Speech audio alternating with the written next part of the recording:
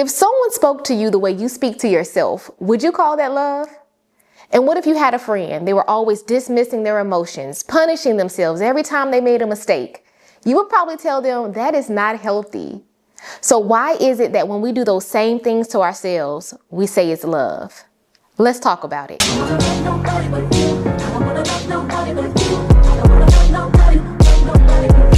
I am an overachiever, and as a result, I have accomplished so many beautiful things. But the flip side of that is a lot of it was accomplished because I was really mean to myself. And I really didn't realize I was in a toxic relationship with me until I was talking to a friend. And she was like, Chaz, you're killing it. You just seem to be on top of everything. Like, what is the secret? What do you do? And I'm like, I just get it done. I tell myself, if you don't get it done, then boop, boop, boop, boop, boop, boop, boop. And I can't remember exactly what I said, but at the end of me telling her, she goes, that sounds horrible. And I joked and we chuckled about it for a little bit. But once I got off the phone, I kind of pondered on that. Because I'm like, you know what? That does sound horrible. And if somebody else was speaking to me like that, I would not be their friend. But I was also conflicted because by the world standards, I did love me.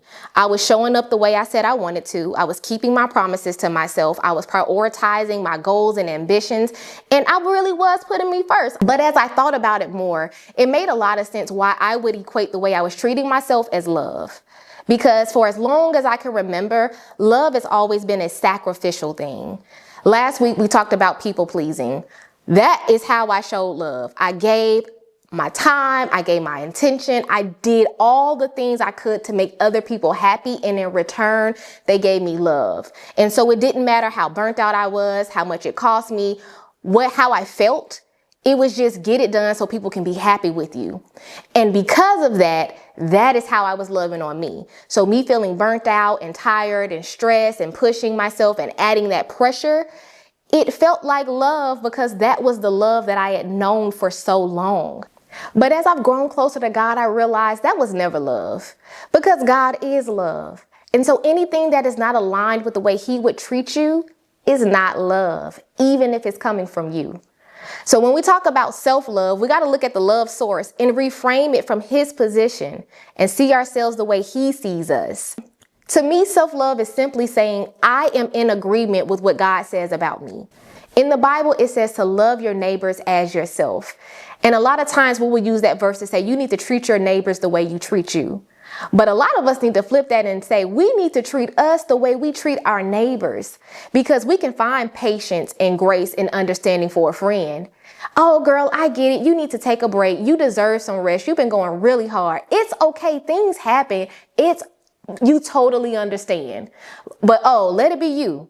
Judgment, judgment, judgment. You give yourself no grace. If God is not condemning you, then why do you feel like you have to condemn you? I challenge you to do the mirror challenge. Make a list of all of the things and the thoughts that you have and put that down on paper. And once your list is complete, I want you to read that out loud from a friend's perspective and ask yourself, if someone else treated me like this, would I still want them in my life? Would you want to be friends with someone who constantly nitpicked your body and told you it wasn't good enough? Somebody who only thought you were worthy if you were productive? Somebody who constantly dismisses your feelings and your emotions and put everyone else's needs above you? Would you want to be friends with that person? And if you look at that list and think to yourself, this is horrible, like my friend, then you're probably in an abusive relationship with yourself, much like I was. But that's what I want to talk about next. So what are the tactical steps you can take to really get in a place where you're loving yourself properly? The first thing you have to do is change the voice on your internal dialogue. And it's really difficult to do because this has been formed before you even knew it was happening. Your parents, your peers, that crazy ex-boyfriend, that best friend you don't talk to anymore, they have shaped the way you view yourself. And that is often the voices that you hear coming through your thoughts. So if you had really strict parents who called you out every time you fell short just a little bit, there is no coincidence that when you fall short, you hear yourself say, see, you're never going to be good enough. that's your problem. You need to go harder. And so you have to change the dial of the radio station that's been playing in your head. You have to tune into God. And the way you do that is by getting into your word and understanding what he says about you and how much he loves you. When you know that you are fearfully and wonderfully made, that God sent his son to die for you, you start to look at you a lot differently, and you start to love yourself from that position. But you have to consistently get in his word and pour that into your spirit so it can outweigh the voices that have been talking to you for all of these years. And I can guarantee if you continue to tune into God's channel, slowly, when you're faced with obstacles, you won't be saying, I always fall short. Instead, you will say, I can do all things through Christ who strengthens me. Because that has been what's playing in your head. And that is what feeds your spirit. And that is what feeds your actions. And now you're getting things done. And the truth of the matter is you are probably getting things done with the negative voices too.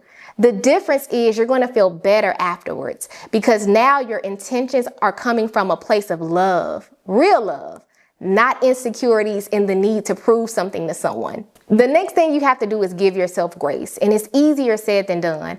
I've even named this segment of the channel Grace Space because I feel like we all struggle so much. We can know a lot and still struggle to give ourselves grace. And as an overachiever, I'm an all or nothing type of girl. There is no grace space. There is no grace space. You either get it done or you don't. And if you don't, then you've missed the mark.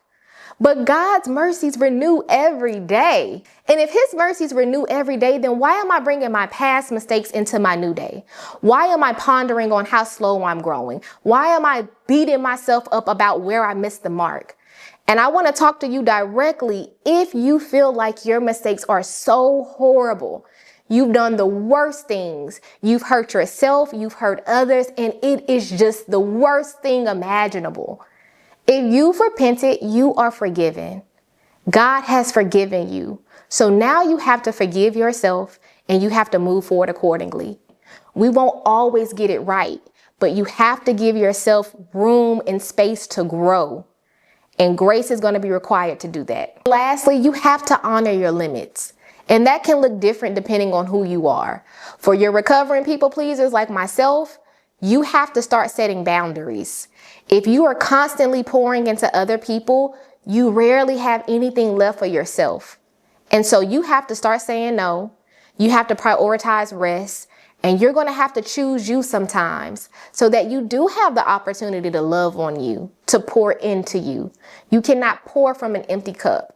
And I know it's easier said than done, especially when you're wearing a million hats and trying to fit yourself into the equation.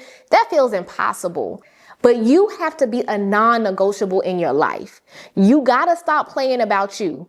You would not walk out the house without brushing your teeth. If you went to the gym, when you came home, you would take a shower. Just like that, making time for yourself has to be non-negotiable. Make sure you're allowing yourself space to have that quiet time with God.